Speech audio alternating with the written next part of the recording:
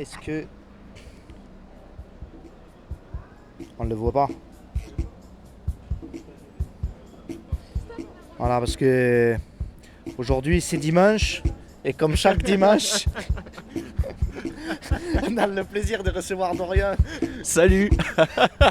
Je m'attendais pas aujourd'hui, c'est dimanche, ça fait un truc que j'avais pas entendu depuis des années. Ah, voilà, tu vois. Ouais.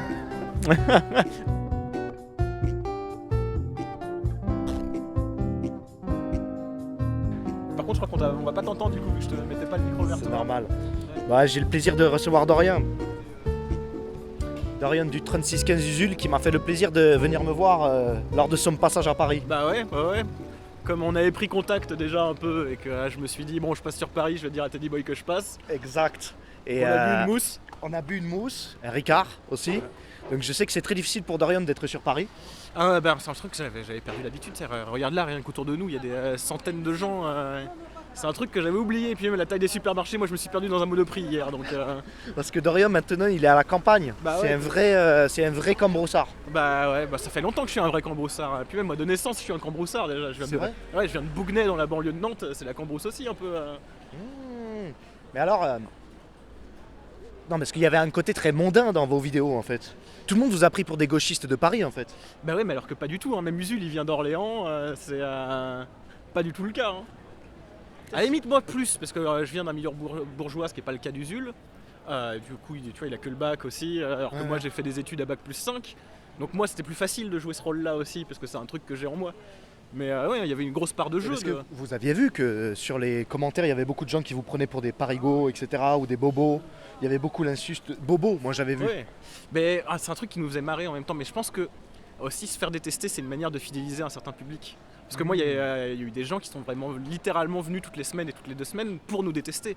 Et vous avez joué là-dessus. Bah oui, forcément. Ça À fait de chaque la fois. vue. Mais comme les histoires de Bioshock Infinite, on a vu que ça énervait les gens, on en a rajouté 2-3 couches. Ah, donc vous étiez vraiment taquin, c'était vrai Ouais, ça. ça, c'est Parce vrai. que maintenant qu'on a la rediff de 3615 Usul, on peut pas recontextualiser par Bah rapport non. au message. Mais comme vous faisiez une vidéo par semaine, Ouais, bon. c'était beaucoup un jeu avec le public. Bah oui, beaucoup. Ouais, forcément, on les voyait réagir. Bah ça, c'est un truc, moi je l'ai rarement fait parce que je trouvais ça un peu vain. Mais Usul, il faisait ça, il lisait beaucoup les commentaires. Il passait des dimanches après-midi à lire les commentaires, à voir ce qui se passait. Ça constitue beaucoup de l'œuvre. Alors attends, oui. parce que à la base je voulais pas parler de ça, mais en gros, 3615 Usul, maintenant qu'elles sont en rediff et que ça crée une histoire complète, les gens ne se plaignent plus. Mais à l'époque, c'était un black buzz. Ouais. Bah ouais, un peu. On agaçait plein de gens, hein. Notamment le 18-25 de jeuxvideo.com. Et c'était un plaisir de les agacer aussi. Ouais, mais résultat, c'est déprimant parce que c'était un travail de qualité qui maintenant est reconnu Ouais. comme travail de qualité, alors qu'à l'époque, c'était considéré comme de la merde. Mais sauf qu'ils étaient là, les gens. Oui, voilà. D'accord. C'est, au bout d'un moment, puis même sur les Merci d'Orient par exemple, j'avais beaucoup de commentaires sur mon apparence parce que c'est vrai que je me soignais pas trop avant de rentrer dans une vidéo. Mais au bout d'un moment, je me dis aussi, si le seul truc que t'as à redire sur mon travail, c'est que je me sape mal et que je me suis pas rasé, que je suis un peu gros, c'est que le taf il est fait aussi. Et si t'es là toutes les semaines pour me rappeler que je suis gros et que je dis pas bonjour en début de vidéo, t'es quand même là toutes les semaines. C'était pas aussi utilitariste comme démarche. Oui, Mais dans le fond, ça a donné ça aussi. Mais parce que moi, c'est un truc que je fais sur internet, j'aime aller détester des gens, je vais regarder des vidéos Non. de gens que j'aime pas C'est régulièrement. Bah oui. Tu es un troll. Mais je suis pas un troll parce que je vais pas commenter. D'accord. Mais je vais me baigner dans des gens qui m'agacent. Régulièrement. Parce que Dorian, il m'a avoué qu'il était un peu fan de Clash of Jackie. Oui, bah oui. Mais c'est comme ça que tu m'as découvert d'ailleurs. Oui, c'est comme ça, je t'ai découvert par Clash of Jackie, mais c'est pas quelqu'un qui m'agace. Clash of Jackie, c'est des trucs, on m'a montré ça, on m'a dit qu'est-ce que t'en penses. Et le fait est que Clash of Jackie, il y a des aspects qui m'agacent quand même. Mais il y a un côté brutal et extrême dans Clash of Jackie que je trouve qui fait qu'on peut pas le prendre au sérieux sur ce qu'il raconte. Et il y a des effets de montage et des effets de gag qui marchent bien chez Jackie. Et donc tu pourrais te considérer comme un jackiste, communauté troll, un peu aimer détester les autres, etc. Ou on peut pas considérer Dorian comme un jackiste. On peut pas me considérer comme un Jackie parce que c'est des trucs que je ferais rarement en public. D'accord. En fait, moi j'ai un vrai truc sur j'aime pas vexer les gens. Et donc, comme ton public, tu sais jamais qui c'est sur YouTube, tu sais jamais quelle blague va vexer qui. Et moi, faire de la peine à des gens avec juste ce que j'ai dit alors que je pensais juste raconter une connerie, c'est quelque chose qui me ferait mal même à mon... j'allais dire à ma vertu, mais c'est pas exactement le bon mot, mais c'est quelque chose que j'aimerais pas faire. C'est pour ça qu'on a aussi beaucoup évité les blagues ciblées dans le 36-15. Ou Les alors, blagues en parlant d'une communauté ou ce genre C'est de ça. truc. c'est ça. Parce que tu sais jamais qui va être vexé par ce que tu racontes quand tu sais pas qui sont les gens. Et moi j'ai pas envie de faire de la peine à des gens que je connais pas juste parce que je trouvais qu'une connerie était drôle. Hein. Je vois. Bon, on va faire la suite de l'entretien dans un bar. Ok, Ça te va? ça me va. Parce qu'on va parler de la table ronde et je vais vous expliquer 2-3 trucs. Dorian, tu m'as dit tout à l'heure que le débat, c'était né au XIIIe siècle. Pas au débat, mais je pense que la structure des débats en tout cas.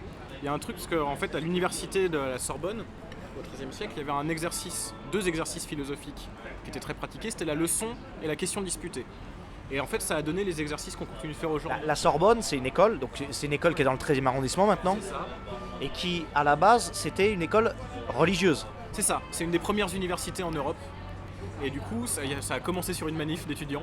L'université s'est créée sur une manif d'étudiants. Et avant, ils étaient étudiants en quoi? Bah, avant, en fait, ils dépendaient de l'église. Donc c'était dans les églises que se faisait l'éducation. Et un jour, il y a des moines qui se sont dit, rien à foutre, on veut plus que ce soit dans l'église qu'on réfléchisse à tout ça. On veut avoir un lieu qui est fait pour réfléchir. Ils réfléchissaient qu'à la religion? À la théologie en première. Mais du coup, pour réfléchir à la théologie, ils faisaient plein de choses. Ils considéraient que, par exemple, la philosophie, c'était le chariot qui était conduit derrière la théologie. Donc eux, ce qu'ils voulaient au final, c'était parler de Dieu, mais pour ça, ils avaient besoin d'outils, et notamment d'outils intellectuels. Et c'est les invasions arabes de l'Espagne qui leur ont apporté ça. Parce qu'il y a des philosophes arabes comme Averroès, etc., qui avaient fait traduire les philosophes grecs, ce qu'avaient pas du tout fait les Occidentaux. Nous, pendant longtemps, de la fin des Grecs... Oui, la première fois qu'on a traduit des Grecs, en fait, c'était en langue arabe qu'on les a Ouais, traduits. c'est ça. Parce qu'en fait, pendant longtemps, les Romains, il n'y a pas beaucoup de philosophes dans l'Empire romain. Il y a Marc Aurèle, vaguement, qui a de tradition stoïcienne, mais il n'y en a pas beaucoup. Parce qu'en fait, on avait complètement perdu la tradition de la philosophie pendant longtemps. Et c'est revenu par les invasions arabes de l'Espagne, etc. Et du coup, les gens se sont dit, mais ça nous donne des cadres pour penser. Et si on arrivait à appliquer ça à la religion, la religion, ce serait sûr, ce serait plus la vérité juste parce que c'est dans le bouquin, ce serait la vérité aussi parce qu'on a vérifié, parce qu'on a réfléchi au sujet. Et pour ça, ils avaient 2 exercices qui étaient la leçon, qui a donné la dissertation actuellement, et Qui consistait en quoi, la leçon? la leçon, c'était un gars qui choisissait un sujet et qui t'en parlait pendant des heures. C'est ce que les francs-maçons font dans leur loge. Ça s'appelle les planches maintenant. Ouais, c'est exactement la même chose, effectivement. Et ils avaient un autre exercice qui était la question disputée. Et la question disputée, c'était fait par un gars tout seul, mais le gars, c'était un gars tout seul qui faisait tout le débat. C'est-à-dire qu'il avait comme travail de réunir toutes les opinions différentes sur un sujet donné, qui était proposé par des gens de la rue en plus, souvent. Il y a des textes de saint Thomas sur est-ce que l'argent sale, il reste sale une fois que je l'ai acquis de manière normale. Donc c'était des questions comme des questions à la con qui se posaient vraiment. Question de tribun. Oui, voilà. Et puis après, ils avaient d'autres questions à la con, dans le genre, comme je disais, est-ce que la tenue de Jésus pouvait appartenir à Jésus vu qu'il n'était pas complètement un homme? Ouais, après ça, C'est magistral. Bah oui, mais c'est ce qu'on a appelé après la scolastique déviante, parce qu'ils commençaient à se poser des questions débiles aussi. Mais c'est intéressant, moi j'aime bien les gens qui se posent des questions débiles et qui mettent beaucoup d'efforts à réfléchir là-dessus. C'est ce que j'aime bien aussi avec certains conspis. C'est ce que t'aimes bien chez les conspirationnistes, tu dis? Oui, chez certains conspis, parce que pas tous, il y en a des plus sérieux que d'autres. Conspis, c'est un gros terme. Le fait qu'il y ait des gens qui se prennent la tête sérieusement pendant des heures et des heures en lisant plein de bouquins sur les reptiliens, par exemple, c'est un truc qui me fascine. Mais c'est la démarche des gens qui me fascine plus que leur contenu. Et pour en revenir au débat, la question disputée, c'était un gars tout seul qui répartissait équitablement la parole à toutes les opinions données sur un sujet et qui ensuite en faisait une synthèse. Ça ressemblait aux tables rondes que j'anime. Ça ressemblait aux tables rondes que tu as dit, où tu donnes un temps de parole défini à chacun. Mais ce qui fait que chacun a son temps de parole pour donner tout ce qu'il a, sans personne pour venir lui couper la parole, sans personne pour venir l'invectiver. Et est-ce que quand l'autre prend la parole, il doit contre-argumenter sur le précédent?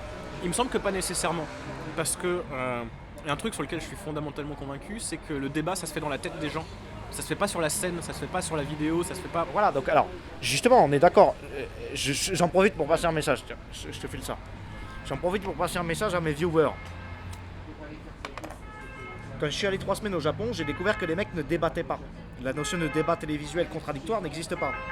On avance sur un sujet.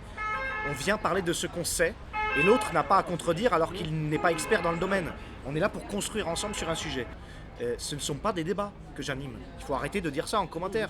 Il faut arrêter de me dire oui mais il n'y a pas de contradicteur. Je ne cherche pas la contradiction, je cherche les points d'accord. J'ai envie d'écouter les autres. Et donc ce que tu me racontes, c'est que quelque part, moi je suis un peu un médiéviste dans l'âme. J'aime bien l'esthétique médiévale. Les tables rondes, c'est vraiment très proche simplement de ce qu'ils faisaient comment ça s'appelle, à la Sorbonne en fait. Ça serait une méthode de la Sorbonne.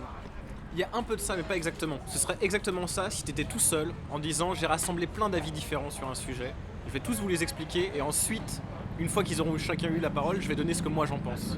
Mais parce que l'idée derrière, c'est que justement le débat, il se fait dans les consciences, il se fait pas sur la scène. Parce que ça se fait par monologue interposé. C'est quand quelqu'un a pu dire tout ce qu'il avait à dire et qu'une autre personne a pu dire tout ce qu'il avait à dire, que dans la tête des gens, eux, ils vont se faire se fighter les idées. Une fois que les gens de la Sorbonne donnaient la vérité, Voilà. est-ce qu'elle était inscrite quelque part et est-ce qu'elle faisait foi comme est-ce qu'elle devenait règle?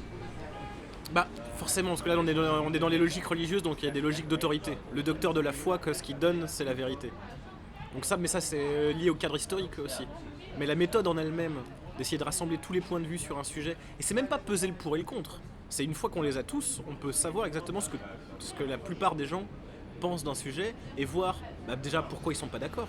Parce qu'en fait, dans un débat où tout le monde s'engueule et où tout le monde s'insulte, t'en viens parfois même à oublier pourquoi les gens sont pas d'accord. Alors que moi, ça me semble sain d'être avec quelqu'un en disant voilà, je pense qu'on n'est pas d'accord, et on va d'abord déjà débattre exactement sur savoir quelles sont les raisons qui font qu'on n'est pas d'accord.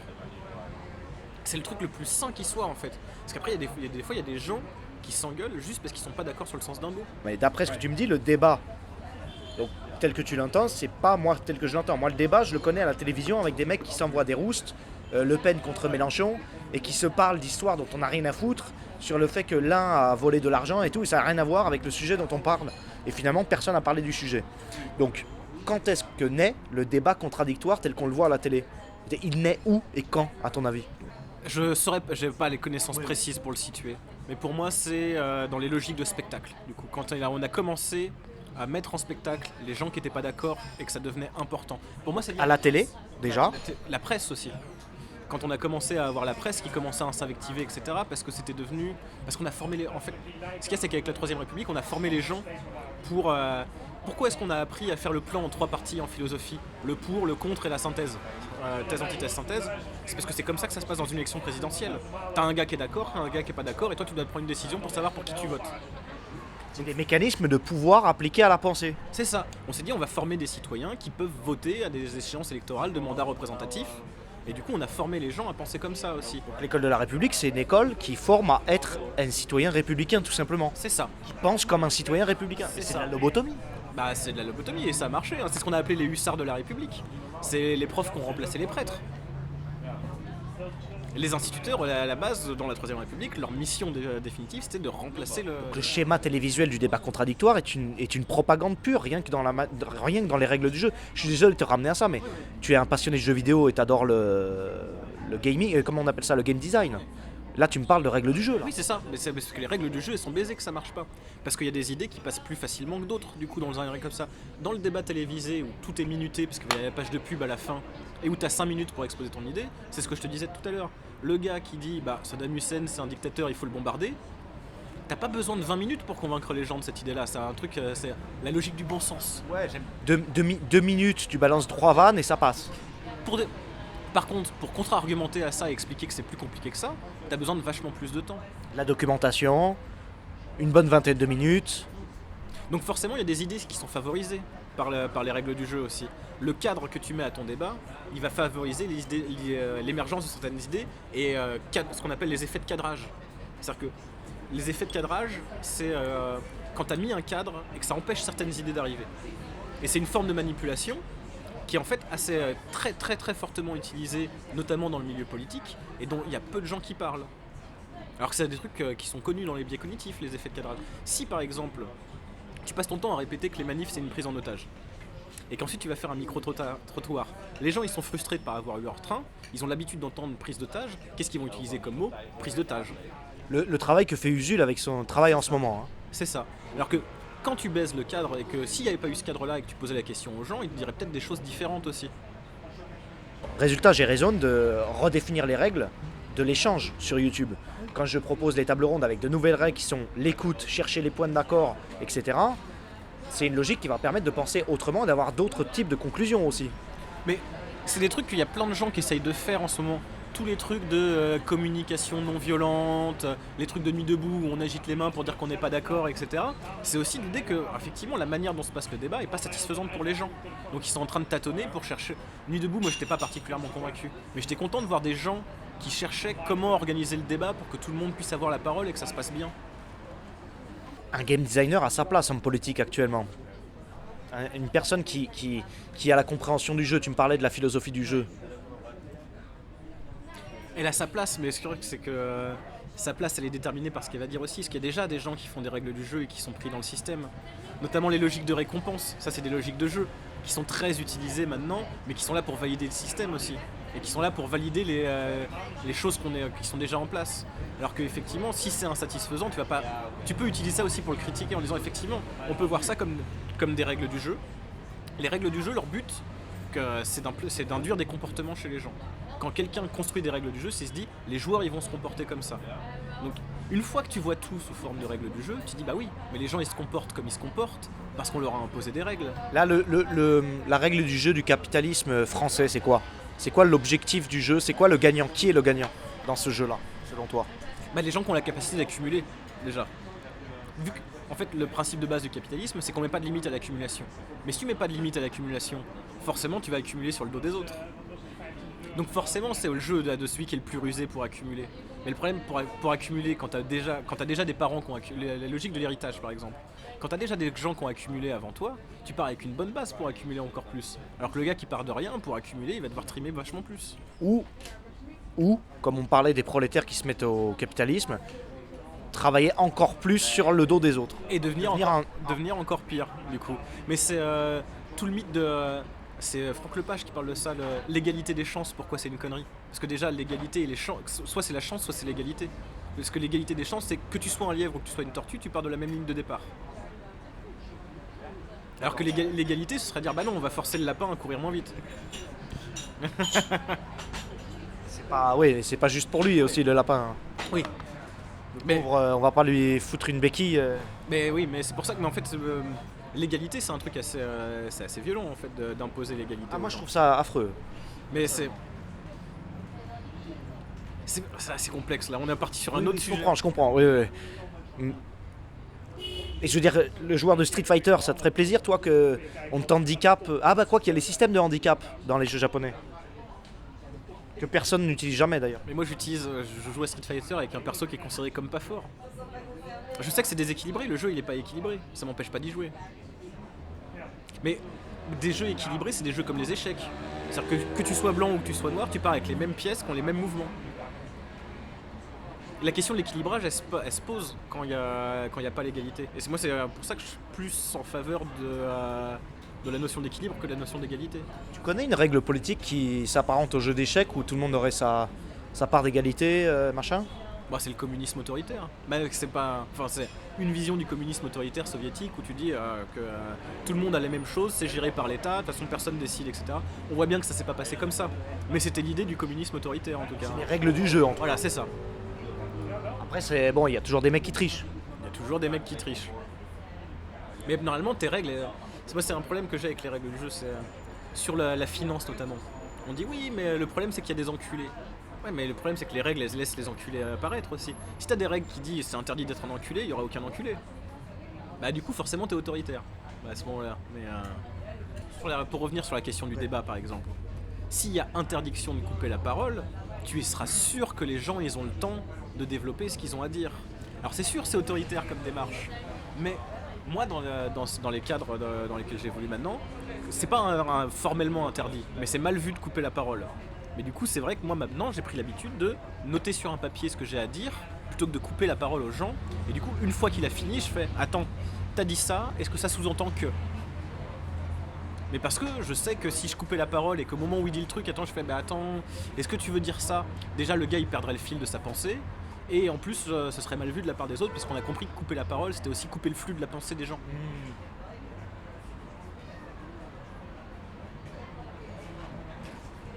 Parce que suivre une pensée, c'est compliqué en fait. Moi, je trouve que les gens ils surestiment beaucoup l'intelligence humaine. Et en fait, on est facilement distrait, on a une mauvaise mémoire, on a des biais cognitifs de ouf qui fait que parfois on pense des trucs sans savoir pourquoi on les pense. Mais donc, pour être conscient de tout ça, ça a besoin de temps. Et tu as besoin de dérouler une pensée sur un temps long qui va plus loin que le quart d'heure souvent. Il y a de plus en plus de viewers là, qui me demandent pourquoi tu me prends pas moi en table ronde, pourquoi tu fais pas de direct, etc. Parce que les règles de la table ronde, c'est enregistrer, donc pas en direct, couper, monter, avec des gens qui ont ou une chaîne YouTube ou déjà une sorte de... C'est d'ailleurs même pas moi qui propose les thèmes, c'est un peu les gens qui me parlent, qui viennent me parler. Quand il y a un thème pertinent, je prends des gens qui se disent experts même quand ils ne le sont pas, mais en tout cas qui ont l'impression de pouvoir gérer le thème. Est-ce que tu crois que je devrais faire des tables rondes en direct avec n'importe qui pourrait tomber dedans ? Ça dépend de l'effet que tu cherches. Mais de ce que tu m'as décrit, qui est que effectivement tu préfères des monologues interposés que de la foire d'empoigne où on s'insulte, forcément quand tu as quelqu'un qui est avec une chaîne et que tu as la chaîne en dessous en description, t'as pas que les 15 minutes où il a parlé, enfin c'est plus que 15 minutes dans tes débats qui durent des heures, t'as pas que les 20 minutes de prise de parole du gars, t'as aussi toute sa chaîne où il va avoir parlé du même sujet. Voilà. Et donc tu vas pouvoir aller creuser la parole de chacun, Voilà. aussi dans ton temps. Et c'est là que tu fais le débat dans ta tête justement, c'est quand tu vas creuser la parole de chacun et que c'est toi tout seul, tu te dis ah bah ils sont pas d'accord pour telle raison. Je vois pourquoi ils sont pas d'accord, je vais pouvoir me placer. Parce que dans un débat où les gens qui s'insultent, t'es déjà naturellement d'accord avec l'un des deux. Et s'ils sont juste à s'engueuler, tu vas rester du côté de celui qui est d'accord. Tu penses que si je fais venir des inconnus qui n'ont pas fait un travail de fond, qui n'ont pas une chaîne publique, tu crois qu'ils vont s'engueuler ? Pas nécessairement, parce que tu as le cadre du débat que tu as mis qui empêche les engueulades. Mais Il y aura peut-être beaucoup de moi-jeux. mais déjà, il y aura aussi beaucoup de travail d'explication nécessaire que là, je prends tes débats, Ernesto, il a déjà dit plein de trucs sur sa chaîne YouTube, il n'a pas besoin de les redire dans tes vidéos. Donc ça gagne du temps aussi. Et si les gens ça les intéresse, ils vont voir sur sa chaîne YouTube. Alors que quelqu'un qui n'aurait pas produit quelque chose pour dire bah voilà d'où vient le travail, qu'est-ce qui fait que je pense comme je pense, il serait obligé de tout justifier point par point. Et là, même le temps des 2 heures... En expliquant sa vie, etc. En expliquant en quoi il est légitime à... C'est ça. Et du coup, tes 2 heures de débat, elles seraient monopolisées par un gars qui a besoin de tout expliquer. Bon, c'est des pistes de réflexion. On est en train de travailler un peu sur la table ronde en ce moment. Donc, vous comprenez que c'est plus compliqué que ça, que juste allumer la caméra. Hein, c'est parce que c'est facile pour eux. Ils me disent... bon, franchement... Bon, ok. Dorian, quand est-ce qu'on revoit du Dorian sur Internet, là ? Parce que tu nous as fait 2 ans de blackout, là. 2 ans de blackout, j'ai sorti une vidéo tous les 9 mois à peu près. Ah bon ? Oui, j'ai sorti un fille et j'ai sorti Bonjour Dorian récemment. Je vais essayer de rendre Bonjour Dorian régulier pour avoir un format court et facile à faire qui me force à bosser. Parce que moi je suis dur à mettre au travail. C'est mon plus gros défaut, c'est que j'aime beaucoup rien glander dans mon lit, lire des bouquins, regarder des vidéos, réfléchir à des trucs dans mon coin. Les partager, c'est un effort. Et du coup, je vais prendre ce truc-là qui est facile à faire, qui me demande pas énormément de boulot, pour pouvoir le faire régulièrement, pour pouvoir à côté ce que j'appelle mes formats chiants, où là je pourrais développer, faire des trucs chiants. C'est bien, on va avoir les formations de Dorian bientôt. Bah oui, bah ouais, j'espère. Et franchement, allez voir sa philosophie du jeu vidéo, là. Je sais plus comment tu les avais appelés, les filles. Fille, ouais, j'en ai refait un cette année du coup, un fille. Ouais, J'en ai vu 4. il me semble qu'il y en a 5 maintenant, il y a Trackmania, Doom, oui il y en a 4 effectivement, mais le 4ème il est récent du coup, il date de cette année. Fille, c'est un truc de dingue. Il parle par exemple de Kirby qui serait en fait mélancolique et presque déprimant, dépressif et fasciste, Kirby, quand même. Ça, et j'adhère complètement à cette vision des choses. Bah oui, parce que je me rappelle plus, mais c'était un truc sur la désespérance parce qu'on pouvait pas mourir, c'est ça. Parce que dans Kirby, on ne peut pas mourir, dans le dernier. Ouais. Alors que c'est ce que je disais, du coup, il n'y a pas l'angoisse de la mort, du coup, il n'y a pas le fait de se sentir individu. Du coup, tuer l'ennemi, ça relève plus du sadisme que de la nécessité de survivre. Mais en plus, sur le truc, dans le fond du propos, c'est des trucs avec lesquels je suis pas d'accord. C'est pas les trucs que je pense moi, que je donne dans Phi en plus. Tu donnes juste le relais à une réflexion. Oui, il y a des réflexions qui sont intéressantes et qui méritent d'être relayées. Moi, j'aime bien aussi partager des idées dont je comprends les mécanismes, dont je comprends pourquoi on peut penser ça, même si je suis en désaccord profond avec ça. Bientôt Dorian Chandelier le retour. Ouais, sûrement, je pense. De toute façon, je vais avoir besoin, parce que j'ai besoin de pépettes. RSA Crew. Ah ouais, complètement, là, moi, je suis au bout du bout. J'ai dépensé mes 2 derniers euros hier pour un ticket de métro, du coup aujourd'hui j'ai fait Nation République à pied, ça m'a pris 1 heure. Le guerrier de la méditation. Ça m'a fait plaisir d'être avec Dorian. Ça m'a fait plaisir. avec toi aussi. On passe un petit coucou à Jackie. Ouais, coucou Jackie. Coucou Jackie et bravo pour l'album. Je l'ai pas encore écouté du coup l'album, mais Non. j'ai écouté le trailer. À très bientôt tout le monde. À bientôt. Et bientôt dans les tables rondes.